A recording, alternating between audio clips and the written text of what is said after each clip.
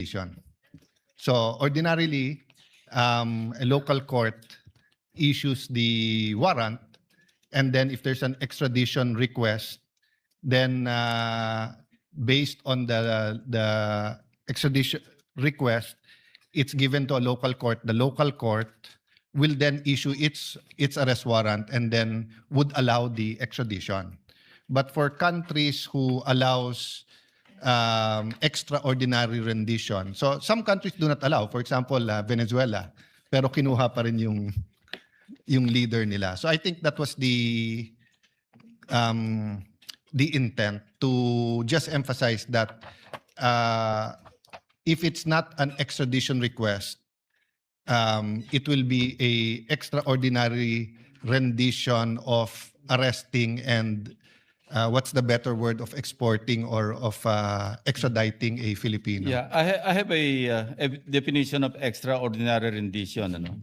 Refers to the transfer of a person, usually a suspected terrorist or criminal, from one country to another without formal legal procedures, often to a country where the person may be interrogated outside normal judicial safeguards.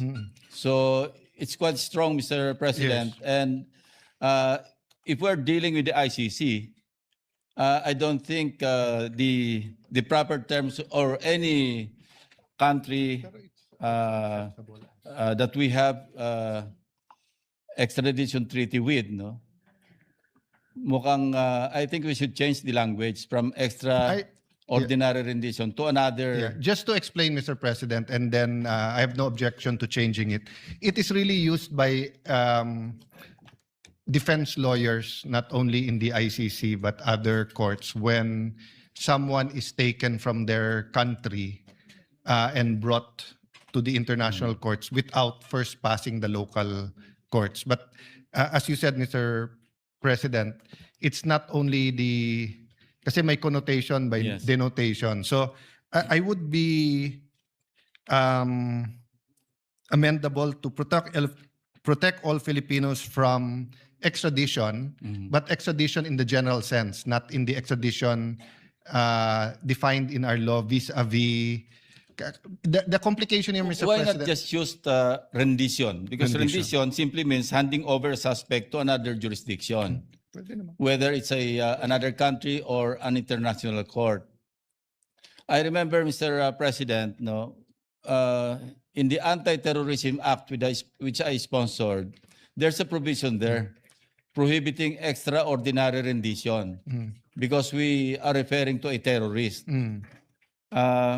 Kasi ang connotation, pagka sinabing extraordinary rendition, parang kinindap ng CIA, tas dadalhin sa kanila para interrogate Yes. without going through the normal judicial processes. Point is well taken, and I see. Mr. President, would the term extrajudicial rendition be acceptable? Because basically the point of the resolution is that kung sumama kusa yung in-extradite, no problem. Pero kung tingin niya dapat punta siya sa korte, hindi dapat extrajudicial, dapat may judicial process. So would Correct. extrajudicial rendition...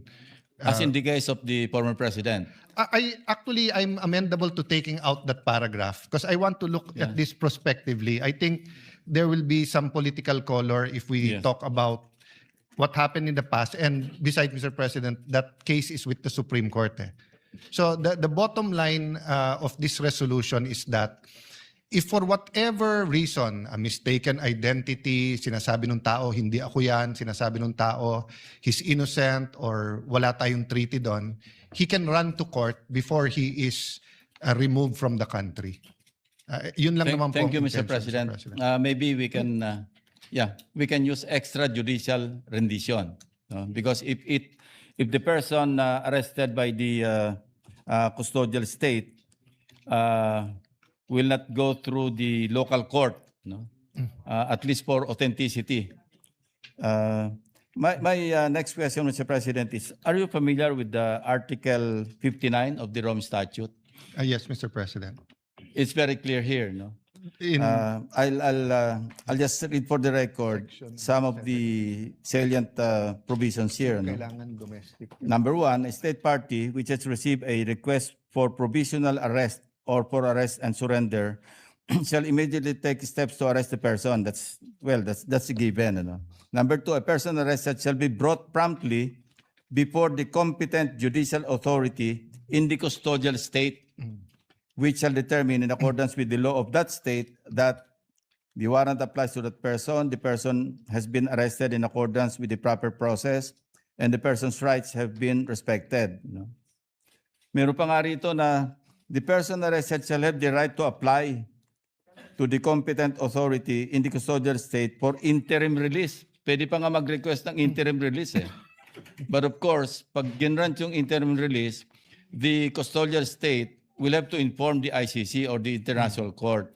So it's very clear even in the Rome Statute na hindi pwede yung basta pagka-aresto, diretso sa eroplano para i-deliver. Yes. And it's the Rome Statute. I agree with your interpretation, Mr. President. Not only as a senator but as the former chief PNP. Ang point ko lang kasi dito, Mr. President, in the previous constitutions, the Constitution allowed other authorities to issue warrant of arrest. But in the 87 Constitution, it's very clear, it's only a judge. And kailangan may personal examination. Yeah, personal examination. So, if you look at the ICC comprehensively and of course Article 59, ang keyword dyan is complementarity. Dapat nagko-complement yung dalawa. So if you look at UK, Canada, South Korea, for example, Mr. President, Argentina, Paraguay, South Africa, all of them have provisions, whether it's arrest to extradition or whether it's surrender. It gives the individual being arrested an opportunity to run to their local courts.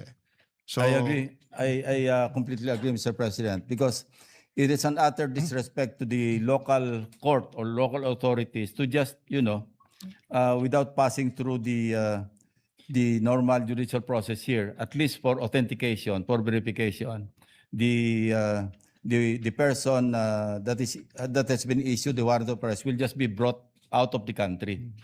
So, but some legal experts are invoking RA 9851, yung sa Crimes Against Humanity. And mind you, Section 17, malinaw din po rito na hindi naman po mandatory. Hindi ito yung kailangan pagka nahuli, kailangan i-turn over. Kasi hindi po siya lang ginamit eh. In the interest of justice, the relevant Philippine authorities may dispense with the investigation or prosecution of a crime punishable under this act if another court or international tribunal is already conducting them. That's another matter. Ano?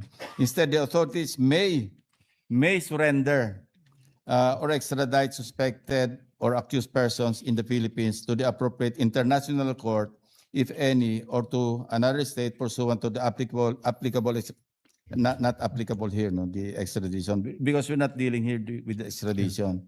So, hindi naman po mandatorily expressed, no, or hindi mandatory yung sinasabi ng 9851 na i-turn over. Well, Mr. President, 2 points. One, in the Pangilinan versus Cayetano case, it was made very clear that Who's that Cayetano, Mr. President? I was Secretary of Foreign Affairs at that time. So my name was by the process of the Supreme Court, but actually yung Solgen naman po ang nag-file talaga ng legal arguments, Mr. President. And that, of course, it was Senator Kiko Pangilinan. So, of course, the main issue was whether or not the President can get out of a treaty without concurrence of the Senate. But meron pong discussion doon na sinasabi na ang treaty kailangan complies with the Constitution. So, any treaty, for example, Mr. President, that says that anyone can arrest anyone but hindi dadaan sa judge, that's unconstitutional. So if you look at all other countries, ine-emphasize nila yung constitution din nila. And if you look at the Rome Statute, wala namang conflict po eh. Sinasabi din ng Rome conflict nandun eh. Secondly, Mr. President, of course, we entered the Rome Statute and the ICC. We ratified it after we passed this law. Eh. So, meaning even assuming you can surrender someone, that doesn't mean that he cannot go to the judge and question whether... So for example, Mr. President, hinuli si Joel Villanueva pero sinabi si Win Gatchalian siya. Yes. I mean, it might be funny to us and we might know the difference between the two gentlemen. Minsan yung media nagkakamali. But what if you had actual twins, di ba? Si Alan Tan and Ping Tan, and ang hinuhuli si Alan, si Ping ang nahuli. Di ba? Shouldn't he have the opportunity to go before the court and say, we might have the same DNA, baka magkamukha kami, but that's not me, that's my brother. So this is the most simple case I can think of. And some people will say na hindi na kailangan to kasi umalis na tayo sa ICC. But remember, Mr. President, so far, no, ang sabi ng ICC, basta't yung period na may jurisdiction pa sila.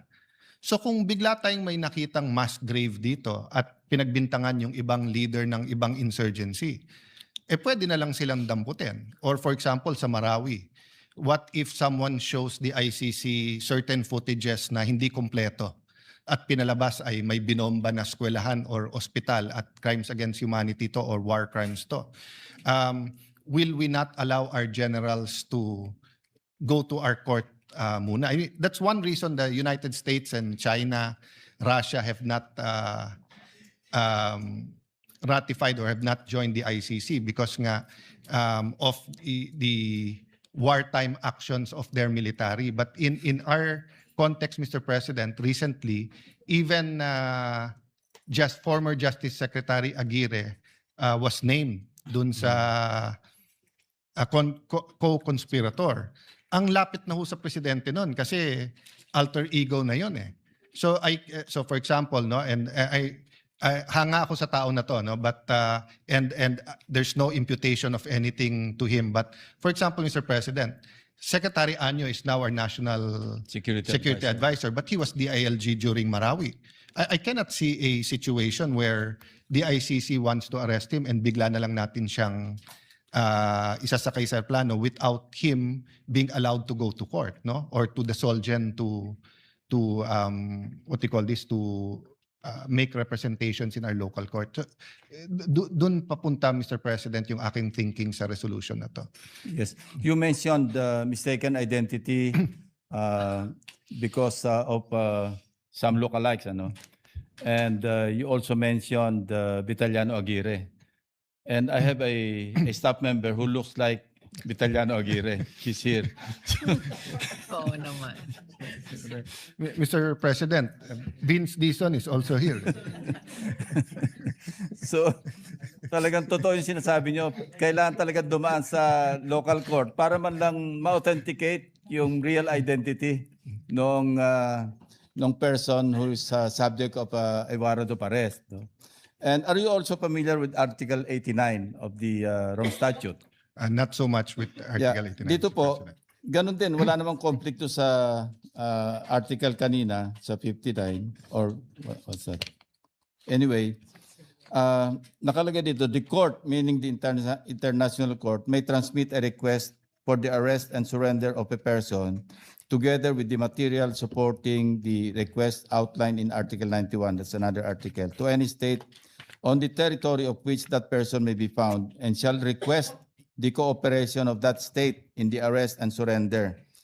Anyway, minention din dito na state parties shall, in accordance with the provisions of this part and the procedure under their national law. No? When the national law that is referred to here is 9851, which I mentioned earlier, as I mentioned earlier, hindi naman po mandatory yung...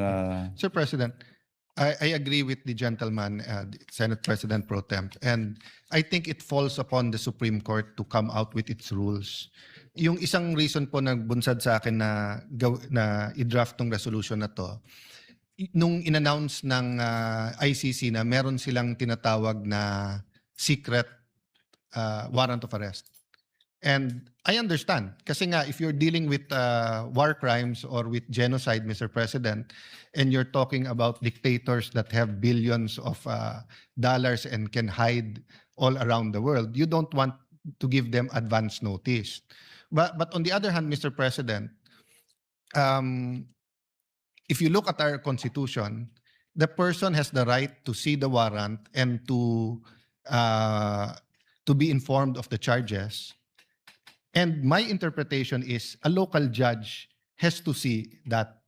So for me, there's no conflict if the Supreme Court has certain rules regarding that. No? So meaning, halimbawa po Mr. President, pag dumating yung request dito, mapunta sa isang judge, he's not allowed to discuss it or announce it publicly until he issues the warrant of arrest and then an operation for the arrest.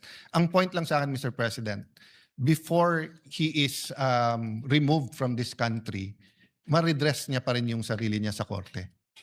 Yeah. Thank you, Mr. President. And as I mentioned earlier, I fully support this Senate resolution, of course, subject to style, Yes, based thank on you, what Mr. we have agreed earlier. So that's all, Mr. President, and I will continue to support this resolution. Thank you very much. I thank you, Mr. President, for that interpellation, and maybe we can look at the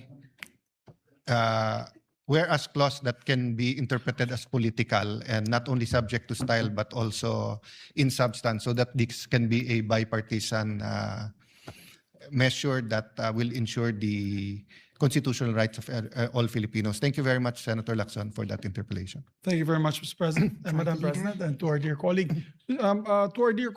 Senator Cayetano, to our Minority Floor Leader, I just got a text message. There's just some proposed amendments. There are no longer any more interpellations, so maybe we can close the period of interpellation.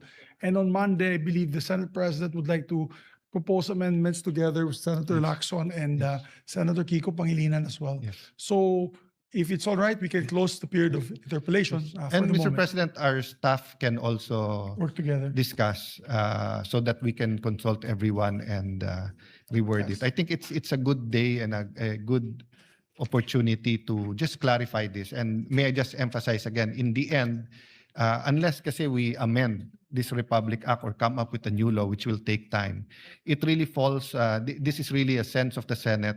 And I think one of the addresses will really be the Honorable Supreme Court. They did come out with rules for extradition. But I think there was a statement that it might not be applicable to rules of surrender under this RA. So maybe some clarity will come out of this. So again, thank you, Majority Leader, and to Thank you. our Madam Senate President. So with that, Mr. President, Madam President, the status is that we are After close, after close. may Ah, manifestation. Monday pa tayo magko-close. Monday pa. Yes, Interpellation, yes. With that, Mr. President, Senator Bam Aquino pala wants to interpolate still on Monday, if that's all right, sir. Minority Floor Leader. I just got the message. He's not here. He's out of town. So with that, Mr. President, we move to recognize first before we suspend consideration, Senator Christopher Bongo. The gentleman from Davao, Senator Bongo, is recognized to interpellate. Mr. President, in relation to our effort to protect all Filipinos against extraordinary rendition, allow me to deliver a manifestation. Actually, it's not a interpellation. To Mr. deliver a President- manifestation, the gentleman is recognized. Mr. President, members of this august chamber, I rise to today to mark a date for many Filipinos will never be forgotten. Nagkataon rin po ngayong araw na ito, exactly March 11.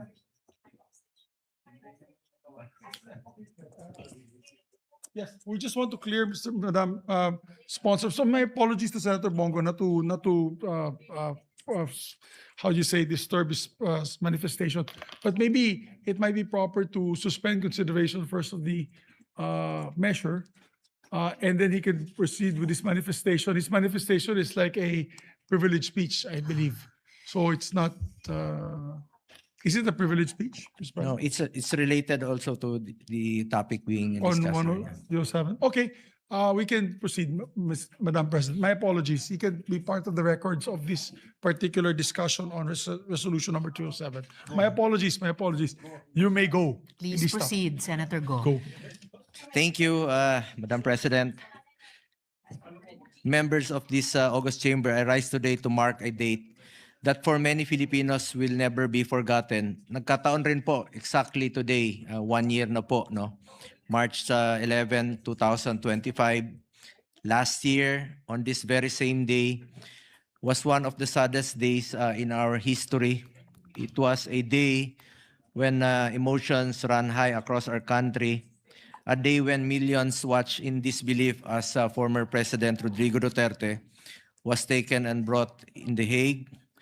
Nakakalungkot po na alalahanin ang mga nangyari sa ating mahal na dating Pangulong Rodrigo Duterte na nagsakripisyo at ibinigay ang lahat ng kanyang makakaya ayon sa batas, bunsod ng kanyang labis na pagmamahal sa ating mga kababayan, lalo na sa mga mahirap at ordinaryong Pilipino. Mr. President, for many of us, it was more than a headline. It was more than a political issue. It was a moment that stirred memories and deep questions about our history as Filipinos. For in that moment, we saw not just a former president, but a man who once carried the mandate of millions, a man who rose from his humble beginnings in Davao City and stood at the helm of this country. It is true, Mr. President, that there are moments that divide our opinions but unite our emotions. March 11 was one of those moments. Across homes, communities, and provinces, countless Filipino witnessed how someone they once entrusted with the highest office of the land was made to face prosecution and judgment far from his real home. Akalain ninyo, Mr. President, isang taon na pala ang lumipas. Ngunit parang kahapon lamang nangyari ang lahat sapagkat ngayong araw na to, hanggang ngayon po, ay ang kalungkutan at pangungulila ay nananatili pa rin sa puso ng marami nating mga kababayan. 1 year has passed, yet the emotions remain as vivid as ever. The pain, the questions, and the sense of loss are still felt by many Filipinos who remember that moment not merely as a political event, but as a deeply personal chapter in their lives. That is why, Mr. President, in times like this, we must pause and reflect on principles that go beyond personalities and politics. We must ensure that what happened to former President Duterte should never happen again to anyone. No Filipino, regardless of position, influence, or political affiliation, should ever feel that the legal processes meant to protect our people can be set aside or disregarded. Siguraduhin natin na hindi na maulit sa kahit sino man ang pagsasantabi ng mga legal na proseso. This issue is greater than any of us or any personality. What is at stake here is our sovereignty and judicial independence as a sovereign nation and the dignity of every Filipino. Kung ang isang dating Pangulo ng ating bansa ay maaring tratuhin ng ganito, paano na lang po ang ordinaryong Pilipino? Nakakalungkot po, matanda na si Tatay Digong. In fact, yung picture na lumabas dyan na merong oxygen concentrator, totoo po yun. Panahon ng pandemya, bit-bit niya to parate kahit saan siya nag-travel. Alam naman natin na matapang siya at matatag siya, pero kitang-kita ko na rin ang kanyang iniinda. 71 years old na po siya ngayong March 28. At fragile na po siya. At maaaring 81 na po siya. 81 years old na po siya sa March 28. Kumbaga harmless at fragile na po si Tatay Digong. Hindi na siya dapat ipinilit ilayo sa bansa. Hirap na po siyang maglakad. Nakasungkod na nga po siya. Maski pagtali ng sariling sintas, hindi na niya maabot. Lahat naman tayo ay tumatanda. Lahat tayo ay may minamahal na lolo, lola at tatay at mga kaibigang may edad na. Dapat po ay alagaan na lang po sila rito. Ang sakit na makita na yung taong binigay ang lahat para sa atin, ngayon ay mag-isa sa isang kwarto sa banyagang bansa. Sana muling magkaisa ang mga Pilipino. Sana matuldukan na ang pagkawatak-watak nating mga Pilipino. Imbis na umunlad, bigla tayong umurong. OFWs nga, pinapauwi natin. Noong panahon ni dating Pangulong Duterte, yung iba nagre-raise po ng funds para pambigay po doon sa blood money, no? Na para mapauwi lang po yung ating mga kababayang OFWs. Yun po yung ginagawa namin noon, na ginagawan po ng paraan na makauwi dito yung mga kababayan nating Pilipino. Pero baliktad po ang nangyari kay Tatay Digong. Bakit natin isinuko ang sariling nating lahi? Pilipino rin po si Tatay Digong, hindi dapat siya pinamimigay sa dayuhan. Mr. President, ang bawat Pilipino, mataas o mababa man ang katayuan sa buhay, saan man sa mundo, dapat may gobyernong masasandalan na hindi siya pababayaan. Former President man o hindi, karapatan yan, lalo na po pagdating sa kanyang kalusugan, kaligtasan at buhay. Mr. President, the world today is full of wars, bombings and mass killings. Walang kasiguraduhan ang bukas para sa lahat. We will never know what will happen tomorrow, and in times like this, let us take it as a call for Filipinos to come together. Let us stand as one, no matter our status, our color, or our political beliefs.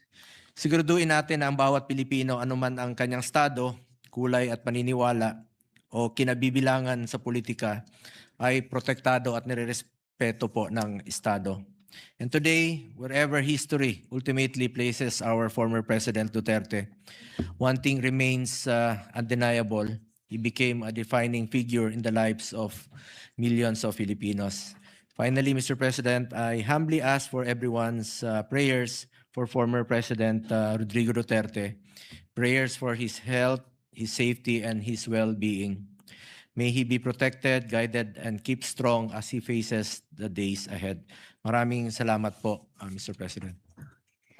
Majority Leader. Yes, thank you very much, Mr. President, Madam President. Madam President, to allow Senator Bam to still pursue his interpellations and Senator Kiko on Monday, move to suspend consideration of the same. Consideration